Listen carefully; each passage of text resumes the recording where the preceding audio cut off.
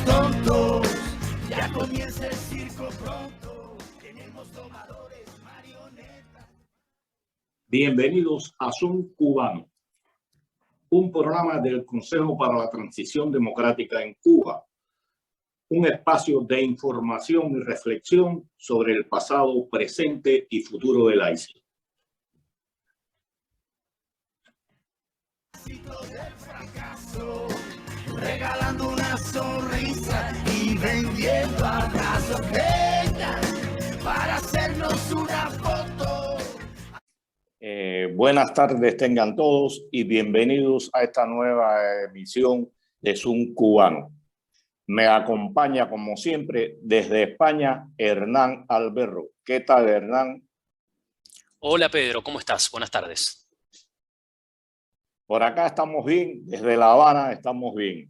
El tema de hoy a mí me ha dado por llamarlo el asalto al poder, que fue lo que hizo en la práctica el dictador Fidel Castro Ruz. Llegó al poder por la fuerza y por la fuerza se impuso una dictadura que dura ya 63 años.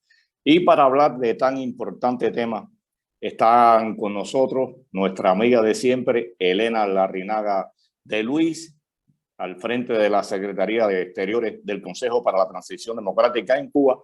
Y desde acá, desde La Habana, estará Reinaldo Escobar Casa, periodista y editor principal del diario independiente 14 y medio que dirige Giovanni Sánchez.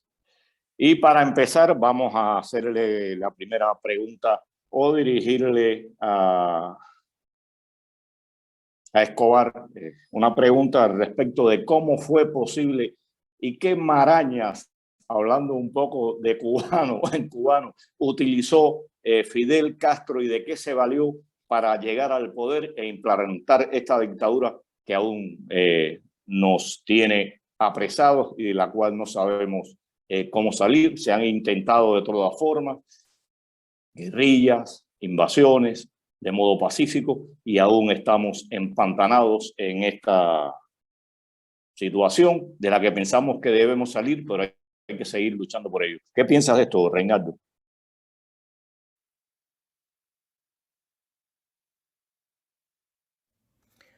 Para responder a la pregunta de cómo fue posible que Fidel Castro pudiera acumular tanto poder e instaurar un régimen totalitario en Cuba, habría que decir que todo comenzó con la historia de que en Cuba había una dictadura, la dictadura de Fulgencio Batista, y el señor Fidel Castro primero hizo el asalto al cuartel Moncada, se dio a conocer como un hombre valiente, como un hombre heroico.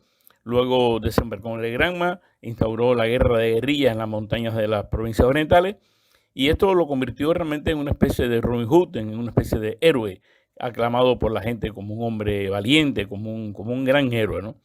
Eso trajo como consecuencia que el 1 de enero, cuando el señor Fulgencio Batista se va de la isla y los guerrilleros toman el poder, pues sencillamente a Fidel Castro en la población y las instituciones le entregaron una especie de carta en blanco para que pudiera hacer lo que quisiera. Lo primero que hizo con esa carta en blanco en su poder fue desarticular el ejército y la policía, que eran los elementos del poder.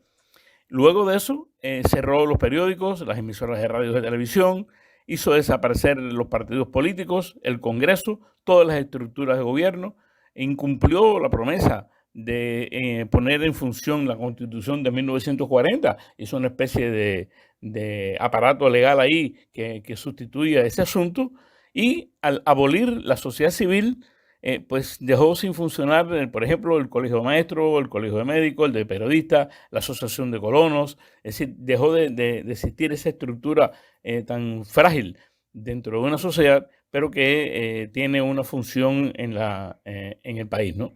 Hay que decir que en todo ese tiempo, en los primeros años, no había absolutamente ninguna institucionalidad. La breve institucionalidad que supuestamente hubo fue cuando él nombró al señor Manuel Urrutia Lleó como presidente del país, y luego lo sustituyó con una especie de golpe de Estado que hizo presentándose en la televisión para renunciar. Y después de eso puso a un señor, un pelele o una especie de obediente que tenía allí que nadie conocía, el señor Osvaldo Ortigoz, y todo lo que hizo a partir de ahora fue dictar leyes desde su casa, desde su oficina, desde el jeep en que conducía, y su palabra era la ley. La ausencia de una oposición organizada le dio a él la posibilidad de hacer todo lo que quería. Toda aquella persona que se manifestaba en contra de lo que hacía Fidel Castro era tenido como un enemigo de la patria además. Y la respuesta a estas acciones de oposición, fueran civiles o armadas, fueron largas condenas de prisión y fusilamientos que eran un instrumento de terror con el cual Fidel Castro se dio el lujo de gobernar prácticamente sin oposición durante varios años.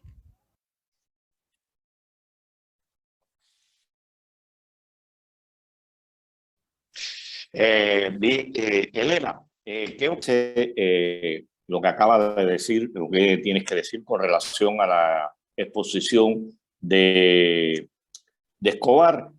Pero quería precisarte algo antes. Pienso que una jugada maestra de Fidel Castro, una gran estrategia, fue la intervención total de los medios de comunicación en el país, y eso le permitió trazar una estrategia en función de someter al pueblo a sus intereses y a su gobierno. ¿Qué pudieras decirnos al respecto? Pues mira, Pedro, exactamente eso mismo estaba pensando yo. Yo creo que Fidel fue el gran populista por excelencia, ¿no? Él, no sé si tú te acordarás, que lo recordarás muy bien, después de que hizo el primer discurso en La Habana, él dijo: ahora tengo que ganar la batalla de la opinión. Esa fue su línea. Él fue el rey de la propaganda, fue el rey del control de los medios, y evidentemente todo ese esfuerzo que empleó en controlar la opinión pública, en controlar a los periódicos, en controlar a la prensa, es lo que le ha hecho mantenerse tantísimo tiempo. Es una cosa que a mí me parece, y él usó otra cosa también muy, muy importante, porque yo digo el populismo, porque lo estoy viendo ahora también, ¿no? Él, a un pueblo que había hecho un esfuerzo, digamos, porque Cuba estaba en una época casi, vamos a decir, como postcolonial, ¿no? 40 años para un país después de haber estado casi 400 años sometido a la metrópoli, pues era muy orgullosa, ¿no?, de su nacionalidad y de su independencia. Y él manejó esos términos también con una inteligencia increíble. Y yo creo que, por supuesto, para eso fue imprescindible el control de los medios, porque cuando tú quieres enviar un mensaje y no quieres que te lo critiquen, tienes que controlarlo todo, porque si no, ya hubieran salido personas a decir: no manipules a la gente diciendo que tú vas a respetar su independencia y que tú te vas a exacerbar el nacionalismo, ¿no?, que fue lo que hizo. Y eso fue lo que le permitió, yo creo que esas dos jugadas, independientemente del control que ejerció sobre la educación y sobre todas las cuestiones, pero esas dos cosas fue, para mi gusto, ha sido para mi gusto la base del éxito, si lo podemos llamar éxito personal para él, de que todo esto haya durado tanto tiempo. Porque los cubanos todavía responden al nacionalismo, responden a la cuestión de la independencia del país, porque en el fondo han pasado 100 años, que en el fondo ahora ya es tiempo suficiente, pero en aquel momento era muy poco tiempo, estaba muy cercano todavía aquello, ¿no? Y exacerbar esas cuestiones yo creo que le permitió, unido a lo que dices tú, al control de los medios, que fue inmediato, lo que le permitió ser lo que fue y hacer lo que hizo, ¿no? Fidel tenía buenos asesores, y acuérdate que creo que él se la tiene en el año 61, casi recién llegado. O sea, ahí ya eso empezó ya nada. Ahí empezó la nada, el todo. O sea que me parece muy inteligente eso que has dicho, porque la libertad de expresión aparte de un derecho, es una cuestión fundamental para tener un Estado sano, para tener un Estado rico en ideas, para que la gente pueda prosperar y ir para adelante y interpretar y decidir con conocimiento de causa, ¿no? Y eso es lo que tiene al pueblo cubano planchado, porque este hombre no les ha dejado ni les ha permitido jamás poder, ni siquiera por analogía, escoger una cosa o la otra, porque no han tenido la capacidad ni de conocerla. O sea que yo creo que eso es una cosa que se debería repetir más, Pedro, se debería decir más, porque la gente muchas veces tampoco lo sabe. Mira, yo le decía a un amigo mío estadounidense que se imaginara que en unas elecciones en Estados Unidos todos los medios respondieran al presidente de un partido, que de seguro salía sin problema. Y fíjate si el control de los medios de comunicación ha sido y es importante para ellos, que ahora en este código penal, que más bien parece una licencia para matar, han regulado aún más la libertad de expresión, el periodismo independiente, las sanciones se han incrementado en función de esto. Quien domina los medios, aparte de lo militar y en general como domina todo el país, pero quien domina los medios prácticamente domina un país, y esta gente han sido sabios, si cabe la palabra decirlo, en ese sentido. Bueno, Hernán.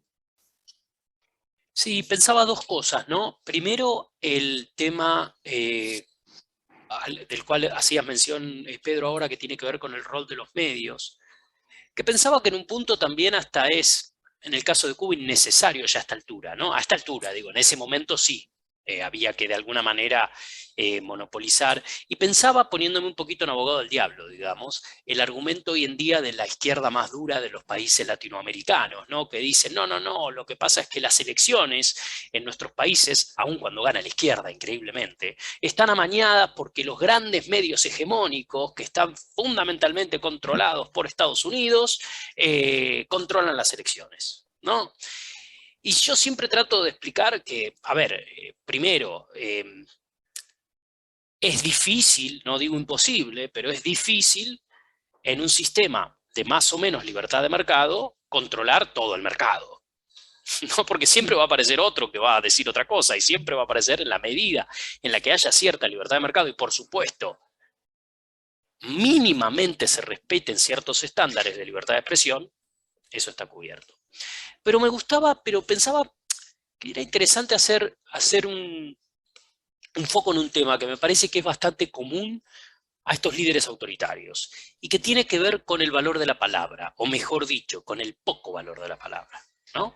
Tiene que ver con esta misma estrategia que, si uno mira en el caso de Chávez, o que si uno mira en el caso de, bueno, otros autócratas de nuestro continente y del mundo, llegan con un discurso, decía Elena, populista, llegan con un discurso populista, y, si se quiere, en algún punto populista en el buen sentido, ¿no? Llegan con algún sentido de, bueno, vamos a hacer una revolución popular, vamos a generar ciertas condiciones de igualdad, vamos a mejorar y dar acceso a ciertos derechos, y de pronto todos los derechos son míos. Y yo decido a quién sí y a quién no, ¿no? Y esto es un poco lo que pasó en Cuba, ¿cierto, Elena? Mira, Fidel Castro llegó al poder porque la mayoría de la población lo apoyó. ¿Por qué? Porque la población cubana creyó en lo que él decía. Es que él prometió elecciones, él prometió libertad, él prometió igualdad de derechos, él prometió por prosperidad.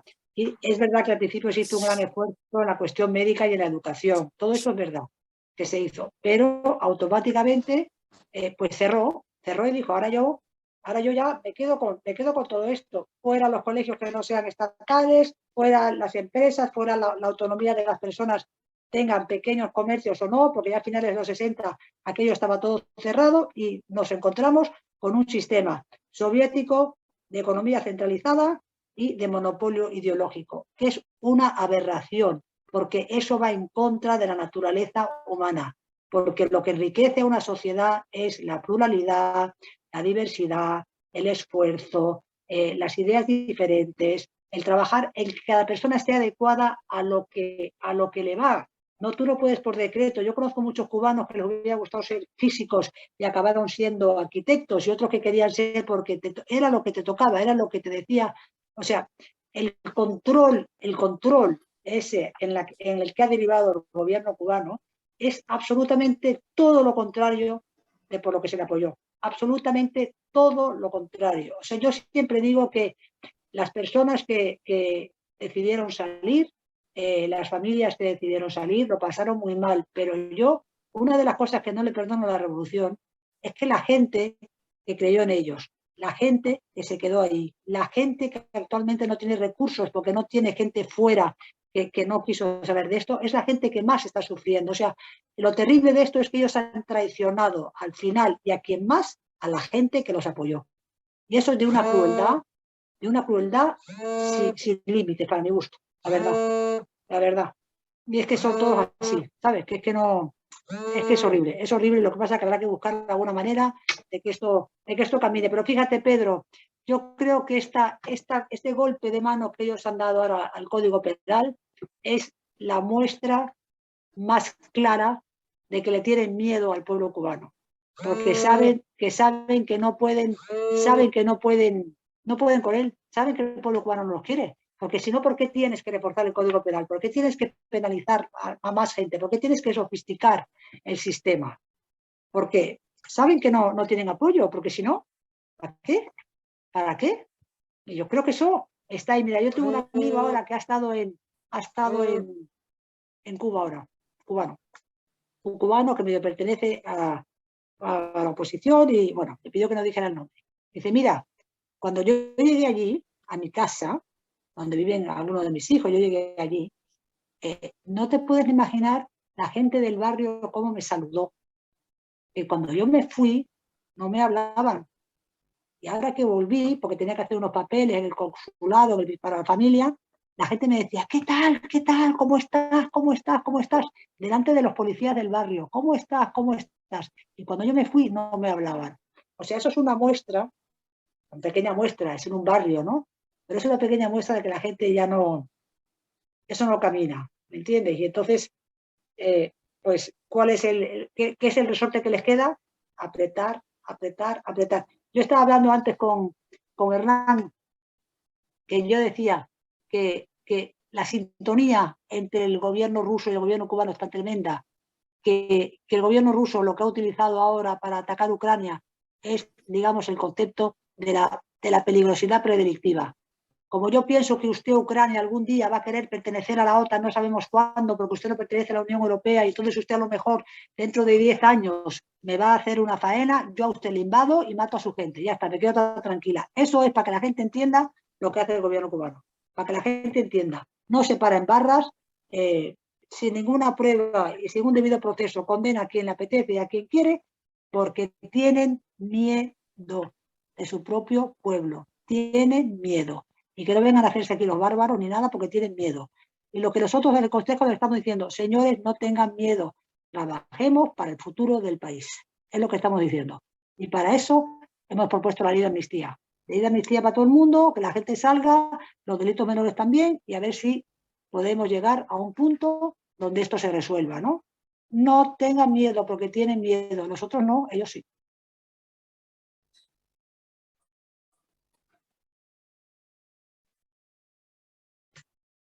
No, mira, yo le he dicho en varias ocasiones, quien ha traicionado a este pueblo fue el propio Fidel. Quien más daño le ha hecho a este pueblo en todos los sentidos fue el Partido Comunista, creado por Fidel y el propio Fidel. Y que la gente ha cambiado la manera de pensar y de ver las cosas es indudable. Antes se te iba un familiar hacia Estados Unidos y la gente deseaba bajito. Se fue para el norte, para el norte. O sea, no decían ni Estados Unidos. Y ahora la gente te felicita cuando tú dices que tus hijos, que tú te vas. El ejemplo está en mí. Yo ahora, después que hace 3, 4 años me dieron a conocer en el barrio a través de los núcleos zonales y demás, me dio a conocer la seguridad. La gente se me acerca, la gente me habla, hay gente que tiene miedo, pero en el fondo cuando me ven lejos de casa, me hablan, me dicen, me estimulan y ha cambiado todo, pero sigue siendo fundamental el control de los medios de comunicación y la organización que hizo Fidel de toda la sociedad cubana, desde los niños hasta los adultos, lo fue organizando en diferentes organizaciones, valga la redundancia, respondiendo a sus intereses. Usted quiere ver cosa más sucia que decirle a un niño desde que está en la secundaria seremos como el Che. ¿Por qué tienes que decirle seremos como el Che si tenemos a Martí, tenemos a Maceo, tenemos a Gómez, tenemos una playa de gente que dio la vida por esto, tenemos al padre Varela? Entonces, sin embargo, cogemos al Che, un extranjero, ¿no? Y con una ideología comunista. Estamos adoctrinando a los niños desde que nacen prácticamente, y eso tiene que ver también con la estrategia que él jugó y que pudo hacerlo también porque tenía los medios de comunicación en sus manos. Bueno, Hernán. Sí, no me voy a hacer cargo de la extranjería del Che Guevara, ¿eh? Ya te aviso. Pero, vaya dardo. no, bueno, pero es algo de lo que hablamos mucho en este programa, ¿no? Y que tiene que ver con, me río, pero que tiene que ver con un tema que preocupa mucho pensando en las generaciones futuras y en las generaciones actuales, digamos, que es la idealización de un asesino, ¿no?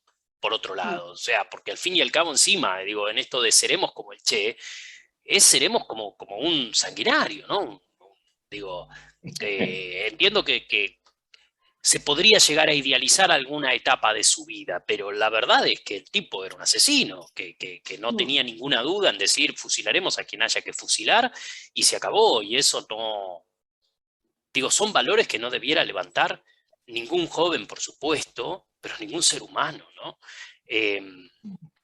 Pero bueno, es lo que tenemos, ¿no? Pedro, ¿quieres presentar el tema que tenemos para hoy, que tú lo tienes mejor, el de Tania?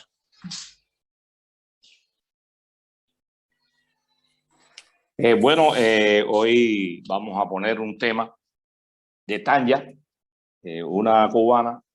El nombre del grupo con el cual ella cantaba no lo recuerdo, pero tuvo una etapa muy popular, cantaba un poco balada rock.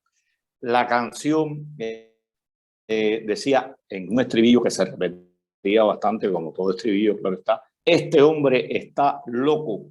Y el pueblo lo identificó con Fidel Castro y todo el mundo decía, y yo pienso también que esa canción se la dedicaron a Fidel Castro porque realmente Fidel demostró a través de toda su vida que era un loco.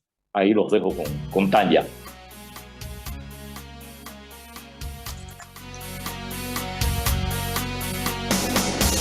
Ese hombre está loco,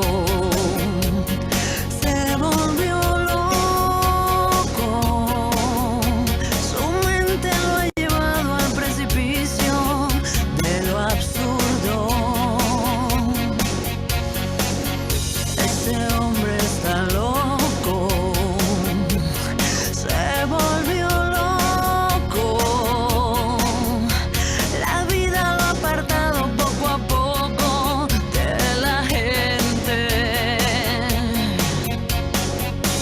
Ya no sigue el camino que lo guía al destino, solo siente que el mundo se abre bajo sus pies. Ese hombre está loco, quiso soñar de más, y mientras mariposas perseguía, otro hombre moría. Él creyó que la tierra se debía a la guerra. Él creyó en un altar, él creó un enemigo que en realidad era amigo, solo un amigo más.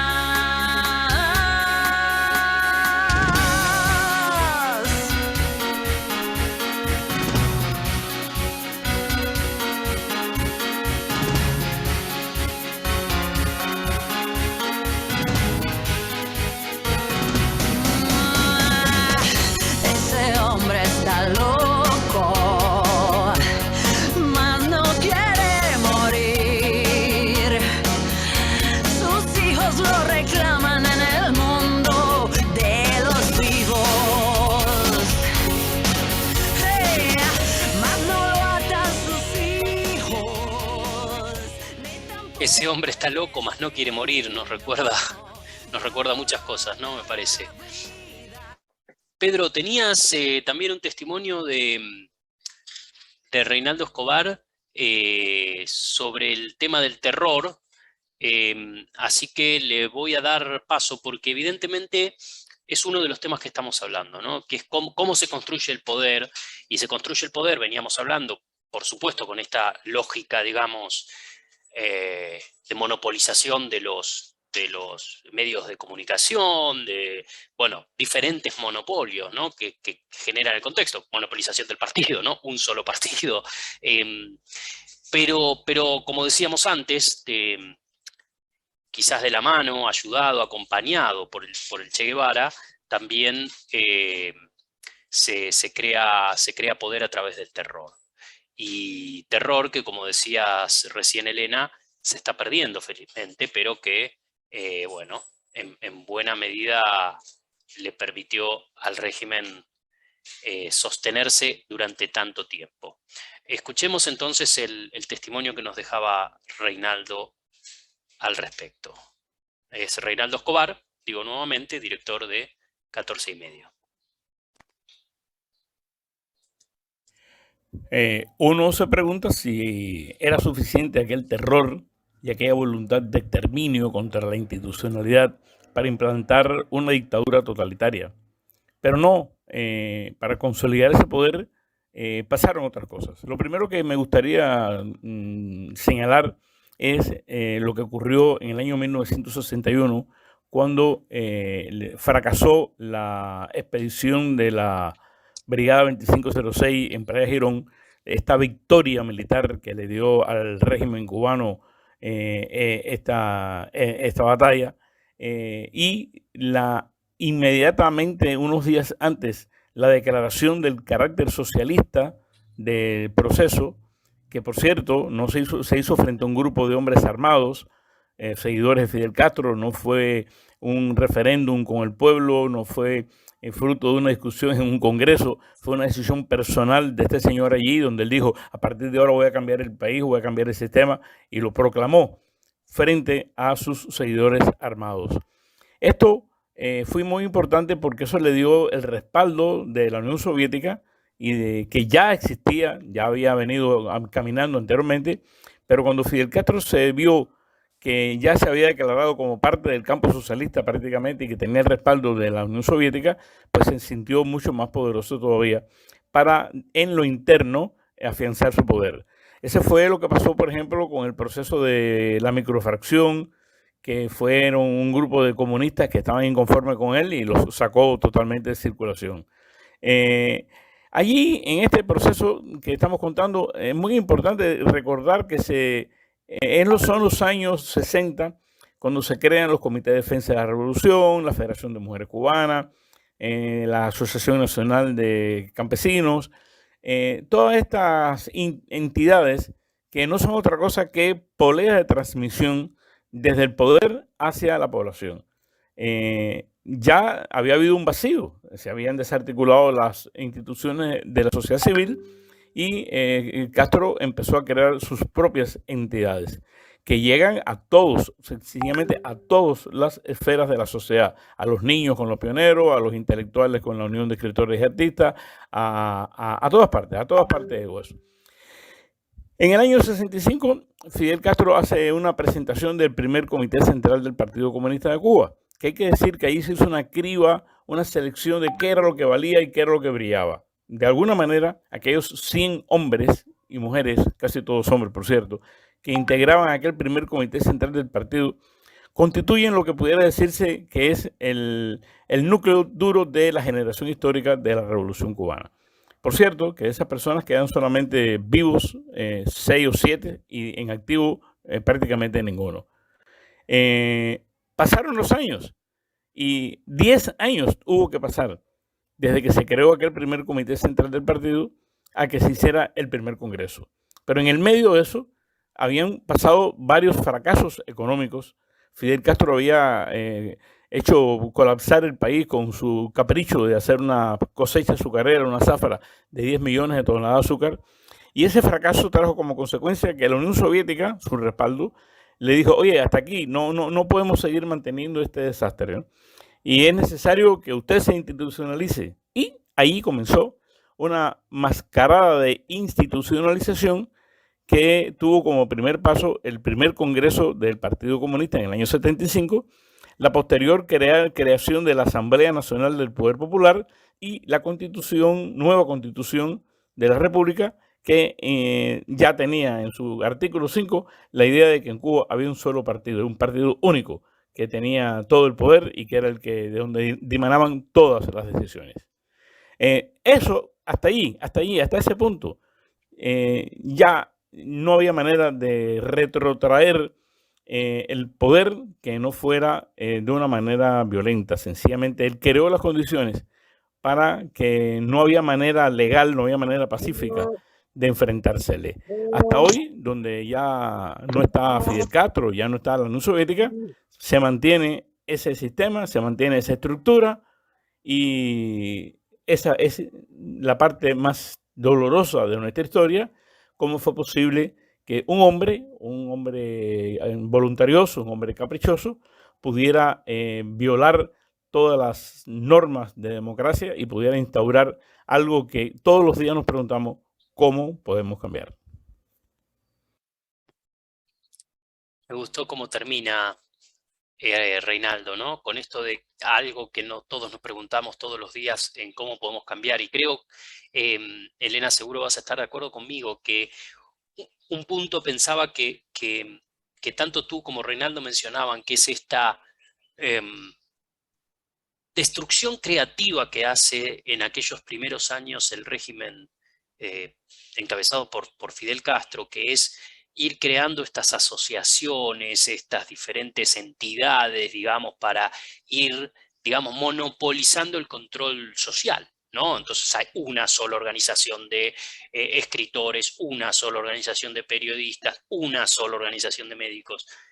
Y digo, para ir cerrando como nos gusta a nosotros, siempre con alguna nota positiva, digamos, pienso, hoy es inmensa la cantidad de organizaciones independientes que replican ese modelo, es decir, está la asociación, hay varias asociaciones de periodistas, varias asociaciones de artistas, varias asociaciones de escritores, varias de médicos y demás, ¿no? Entonces me parece que es interesante, no sé si tú ves lo mismo, Elena.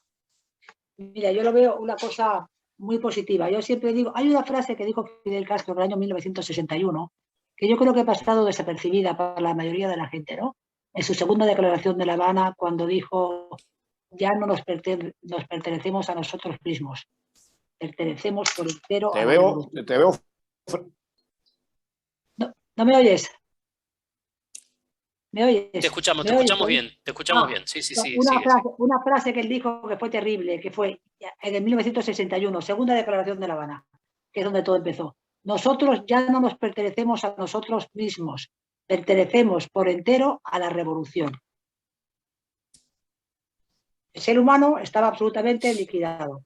Pasamos a la colectividad de la revolución. Usted y yo ya no importamos nada, ¿no? Ese fue el principio de todo aquel proceso. Pero yo creo que si una cosa ha hecho bien la oposición, o los exiliados, o los disidentes, o todas las personas que no hemos creído en esto y que hemos intentamos de una manera pacífica pues solucionar este problema tan importante que tenemos y tan grave que tenemos en Cuba, ha sido el empoderamiento de la sociedad civil, que ha ido creciendo de una manera exponencial, cada vez hay más gente. Y es interesante, a mí cuando la gente me dice, no, es que ustedes están todos, digo, no, es que nosotros estamos precisamente trabajando para que esta sociedad sea plural.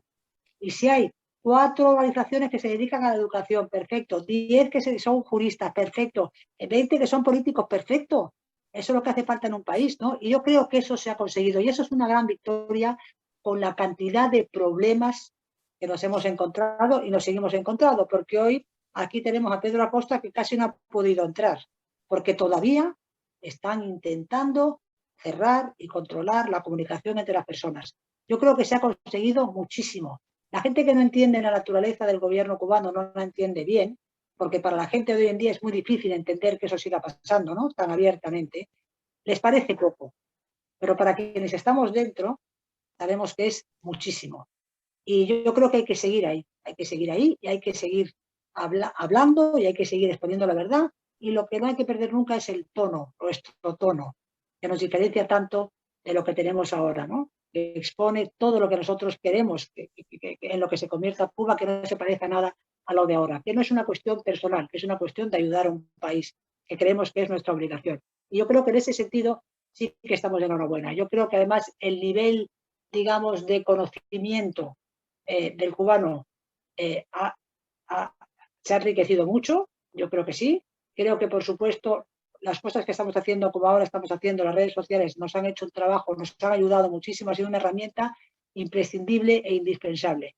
Y cuanto mejor usemos esa herramienta nosotros, peor para el gobierno cubano. Peor, digamos, para esa parte del gobierno cubano que está aferrada a un pasado ridículo y absurdo, que ha demostrado ser un fracaso, o por lo menos, para decirlo de una manera un poquito más elegante, para no enfadar a nadie, la revolución ha envejecido muy mal. Hay gente que envejece bien y gente que envejece mal, ¿no? Yo veo todos los días personas mayores que tienen a lo mejor la misma edad y unos están en la vida muy bien y otros están, bueno, como dicen los españoles, en pelea con los pastores, ¿no? Por la revolución están en pelea con los pastores, con lo cual tiene que tomar una determinación si quiere la gente que está trabajando allí en política, si quieren poder seguir en un escenario, tienen que cambiar el chip, porque el tiempo es inexorable. Es inexorable, no es una cuestión ya de que yo lo quiera, de que lo quiera Pedro, de que lo quiera, sino que el tiempo marca, ¿no? Y entonces estamos ahí. Que la sociedad cubana la sociedad independiente cubana es sólida y fuerte, sí. Que está preparada, sí. Que tiene capacidad, sí. Que sabe lo que hace, sí. Y que el gobierno lo sabe, también. Es un éxito rotundo.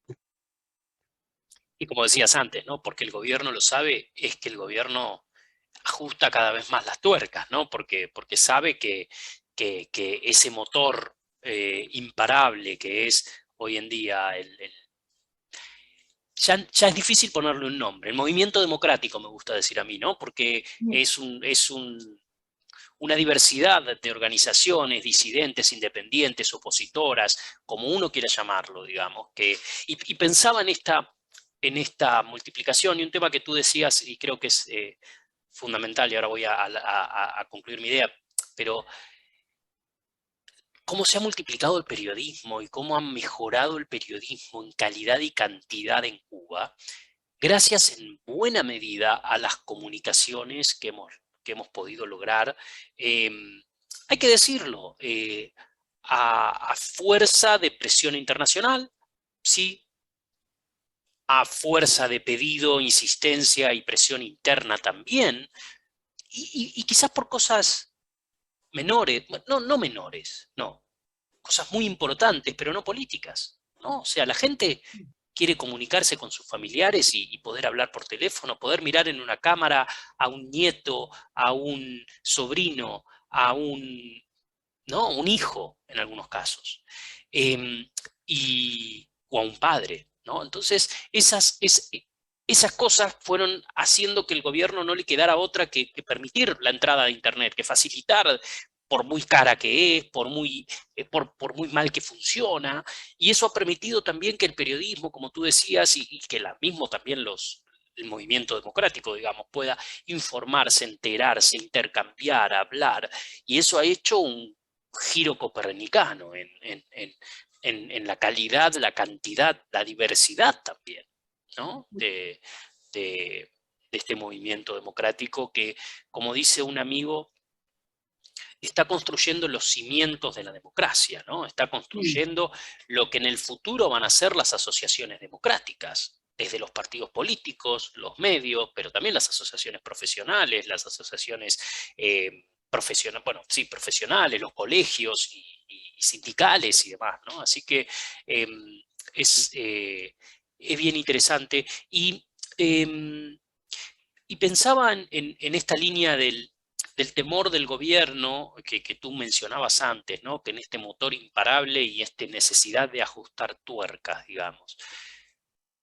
Me pregunto, y quizás esto es difícil de responder, Elena, tú me dirás, pero ¿en qué medida hay fuerzas dentro del mismo gobierno que hoy en día están preparándose para el futuro? Quiero decir, ¿hay hoy organizaciones que estén personas dentro del gobierno que estén por ahí creando las bases internas para ese cambio que se ha visto inevitable, digamos? A mí, Hernán, no me cabe la menor duda. Te voy a decir por qué. Porque el gobierno se ha equivocado, las autoridades o quien haya decidido, se ha equivocado rotundamente con la reacción que ha tenido en el 11J. ¿Y por qué? Mira, yo hablo con muchas madres, con muchas mujeres en Cuba, y el gobierno ha dado un pasito más en la violencia que no se ve, ¿no? Que es lo que las mujeres llamamos la violencia vicaria. La violencia vicaria, para aquellas personas que no sepan a qué me estoy refiriendo, significa cuando tú quieres hacer daño a una persona, no se lo haces a ella directamente, sino a las personas que esa persona quiere o que tiene a su alrededor.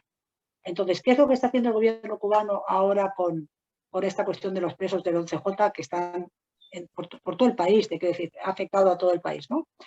Pues están amenazando a familiares, a suegras contra nueras, a primos contra primos, a vecinos contra... Pero no les está funcionando. No les está funcionando porque todo el mundo en Cuba tiene alguien, un pariente que está en la cárcel. Está preso, porque son muchísimos, y si no es tu vecino, es el hijo de tu amigo, es el nieto de tu cuñado, es el primo. Entonces, esto ha sido y hay mucha gente dentro de, digamos, la nomenclatura que no está para nada de acuerdo con estas sentencias ni con esta respuesta que se ha dado, ¿no? Incluso a mí me ha llegado una frase de: nosotros no queremos tener a gente presa, nosotros no queremos ser los malos de la película. Eso es el principio, unido al choque generacional interno que hay en las familias de todas esas personas que trabajan ahí. Digamos que el pastel está servido, ¿no? El pastel está servido. Lo que pasa que yo creo que, digamos, la presencia de Raúl para mucho. Yo lo comparo a lo que pasaba aquí en España al final del franquismo, que la presencia de Franco, que era un señor muy mayor, salvando las distancias que habían de unas cosas y las otras, pero bueno, al final era una dictadura militar y paraba mucho. O con la presencia paraba mucho. Yo tuve una hermana que se divorció y el marido le propuso el divorcio al día siguiente que se murió mi papá. Aguantó y al día siguiente le dijo: oye, hasta aquí hemos llegado. Las presencias son importantes por lo que representan, ¿no? Por lo que representan. Y que luego la gente tiene miedo, pues yo entiendo que la gente que está ahí dentro tenga miedo a expresar las cosas. Por eso yo les digo, yo viví la experiencia española, yo les digo, no tengan miedo, que va a ser mejor para todo el mundo. Pero que hay voces internas, disidentes, internas me refiero a la verdad, las hay. Que no están de acuerdo con lo que pasa, las hay. Que quieren un futuro diferente para sus hijos y para sus familias, las hay. Y que son ellos que hablan tanto de patriotismo, ¿no?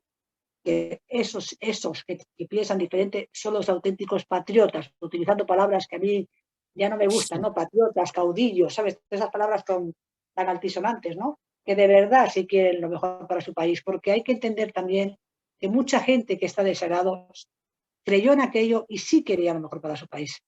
Otra cosa es que se sintieron traicionados, otra cosa es que ya estaban captados, otra cosa es que ya estaban atornillados, claro, porque nosotros partimos de la base de que todo el mundo que esté... No, la mayoría de la gente, lo que pasa es que, ¿qué pasa? Te voto a tu hijo del colegio, te quito la cartilla, el vecindario no te habla, o sea, la gente no tiene libertad para decidir, tampoco.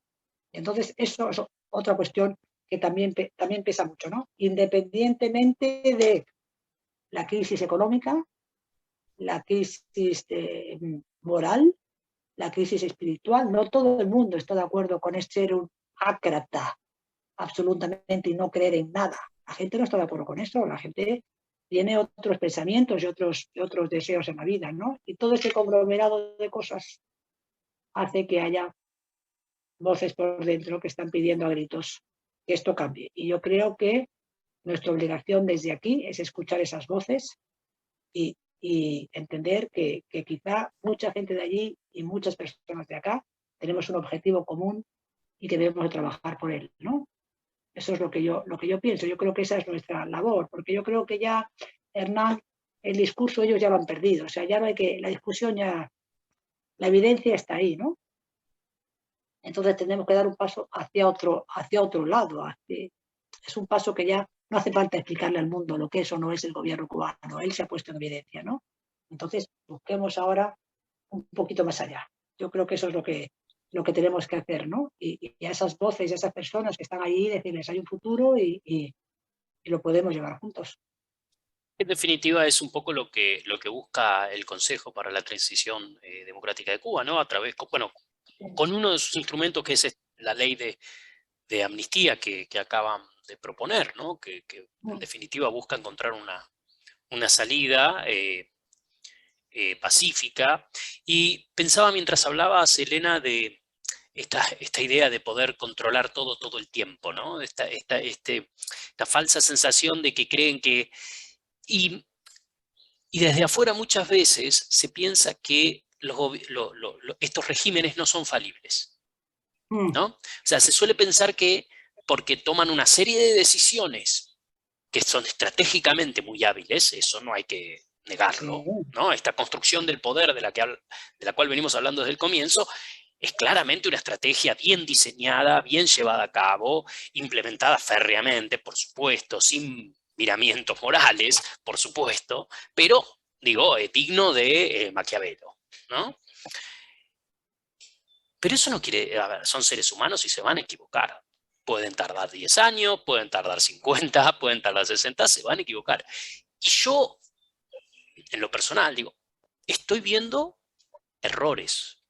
Como tú mencionabas el del 11J, ¿no? El de tratar de detener a tanta gente en lugar de quizás encontrar algún tipo de válvula de escape, ¿no? Que quizás calmara un poco los ánimos. Yo creo que ya el régimen ni tiene margen para la válvula de escape, digamos. Entonces, lógico, en la medida en que el margen de maniobra es menor, los errores son más. Esto es como, dice, no, cometió un error, ¿no? Bueno, es como bueno, a mí me gusta el tenis, ¿no? Es como en el tenis, es un error forzado, ¿no? O sea, te tiraron la pelota tan lejos de donde estás que, bueno, cada vez te cuesta más llegar, ¿no?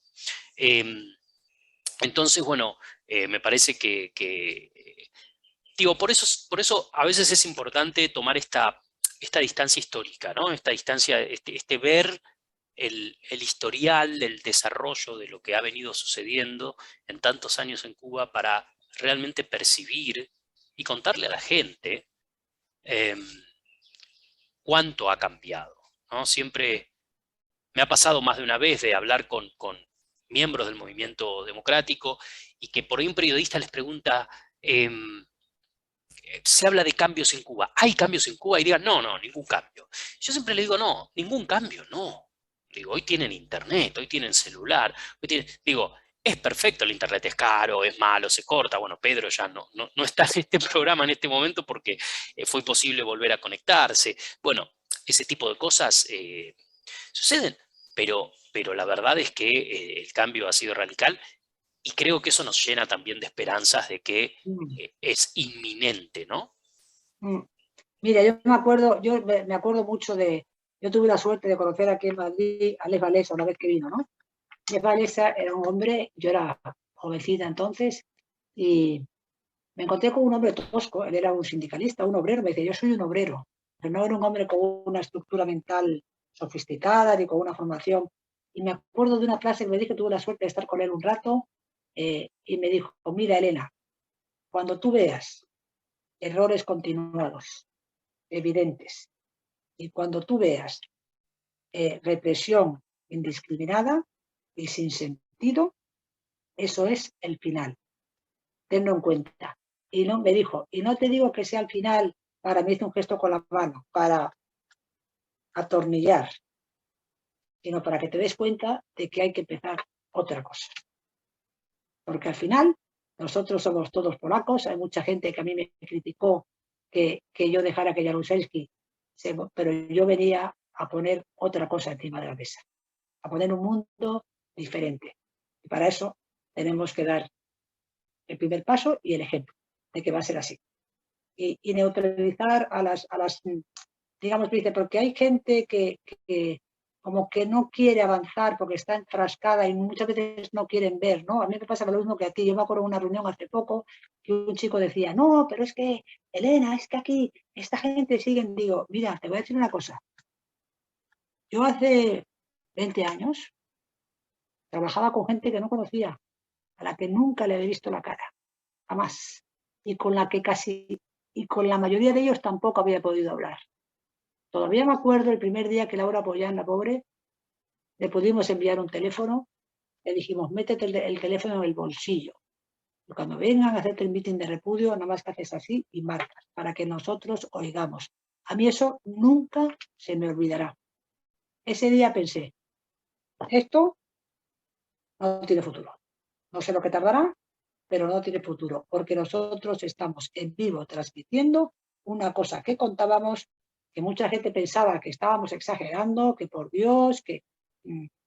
Eso fue el comienzo, el principio del fin. Lo que tarde, veremos a ver lo que tarde, pero un fin que tendrá un futuro mucho mejor para todos. Y ahí es donde tenemos que trabajar. Y ahí el Consejo está haciendo, como dices tú, un grandísimo esfuerzo. Está poniendo en las mesas de todas aquellas personas que puedan ayudarnos, instituciones, gobiernos, que puedan ayudarnos a explicarle al gobierno cubano esto. A explicarle y avalar que las personas que estamos hablando de esto lo estamos diciendo de verdad, de corazón, que no estamos aquí haciendo chanchullos para que ellos abran el país y luego acabar con ellos, que no se trata de eso, ¿no? Porque frases que yo oigo es que nos quieren liquidar, es que nos quieren liquidar, es que nos quieren liquidar. Yo entiendo que ellas tengan miedo, que lo que yo les digo, siempre, ¿qué pasa? Yo les paso un mensaje y digo, ¿qué pasa? ¿Tienen ustedes tanto miedo? ¿Tan malos ha sido? ¿Tan malos ha sido que tienen esa angustia? No, por Dios, que esto no hay que tener, ¿no? Porque vuelvo a decir que yo creo que las mayores víctimas, como decía esta mañana, hace un rato, del gobierno cubano ha sido la gente que nos ha apoyado, incluso la gente que obligadamente, que es la mayoría, están ahora con ellos, porque no tienen otra opción. Esas son las verdaderas víctimas del sistema. Todas somos víctimas, pero esos son los que más están sufriendo, porque tienen un porvenir incierto, tienen miedo, no tienen recursos de ningún tipo, y cuando hablo de recursos, hablo de recursos intelectuales, de recursos morales, personales. Esa gente está perdida y deben de tener una tristeza terrible, ¿no? Porque es entregar toda tu vida a una falsedad, ¿no? A un engaño. Y es muy duro, eso es muy duro, es muy duro. Yo lo veo, es como cuando tú tienes un hermano o un esposo o un hijo que llevas toda la vida, ¿sabes? Trabajando por ello y de repente te pega una patada que dices, pero ¿cómo yo he podido estar tan ciego, no? Qué tristeza, ¿no? Porque he entregado mi vida, mi familia, mis hijos, todo. Ah, durísimo, durísimo. Yo prefiero no estar en esa situación, ¿eh? Yo prefiero estar aquí luchando por aquello, ¿no? No, está claro y creo que es un buen cierre para nuestra charla de hoy, ¿no? Cómo finalmente hay rehenes dentro del propio sistema y bueno, quizás podemos enviarles un mensaje desde aquí, como tú decías. Claro, Hernán, porque incluso los más altos grados, vamos a decir, de autoridad, también son rehenes de su propia historia. También son rehenes. Es que luego estará claro. el grado de responsabilidad que haya uno tenido uno u otro en diferentes actos, diferentes actuaciones, diferentes hechos. Eso es otra cosa aparte. Pero ellos mismos son rehenes en su propia historia. Entonces eso hay que... Sí. Un amigo que fue uno de los que diseñó el juicio de las juntas en Argentina, Jaime Malamud, un jurista de nivel, me decía una cosa hablando del régimen militar argentino y de los desastres que hicieron, y me decía, bueno, también hay que tener en cuenta que son personas que tienen redes sociales, no redes sociales tecnológicas, sí. Sino que tejen redes sociales, que tienen presiones sociales y que viven en un contexto donde a veces la opción de decir que no está. Digo, siempre tenemos la opción de decir que no, por supuesto, pero donde los márgenes de ese decir que no son muy chiquitos. Son muy chiquitos y para muy pocos, ¿no? Porque, digo, por eso héroes hay pocos. ¿No? Sí, entonces, pensar que todos deberían ser héroes y es caer en un infantilismo. No va a pasar eso, ¿no? Porque, como siempre digo, yo no sé qué habría sido yo en Cuba. Yo no sé si yo habría sido un gran opositor, un mártir, o lo que fuera. No lo sé, porque ¿cómo saberlo? ¿No? Lo hemos hablado algunas veces contigo, Elena. Así que desde ya que me parece interesante y un tema interesante para seguir analizando. Elena, te agradezco muchísimo, se nos acaba el programa, siempre nos deja con ganas de seguir conversando, te agradezco mucho el haber estado, lamento que no puede hacer este cierre Pedro, pero seguramente el próximo martes, con un poco de suerte, lo tendremos de nuevo a Pedro, aunque sea unos minutos. Y por supuesto, como siempre, la invitación queda hecha para el próximo martes tenerlos aquí nuevamente en Zoom cubano. Muchas gracias, Hernán.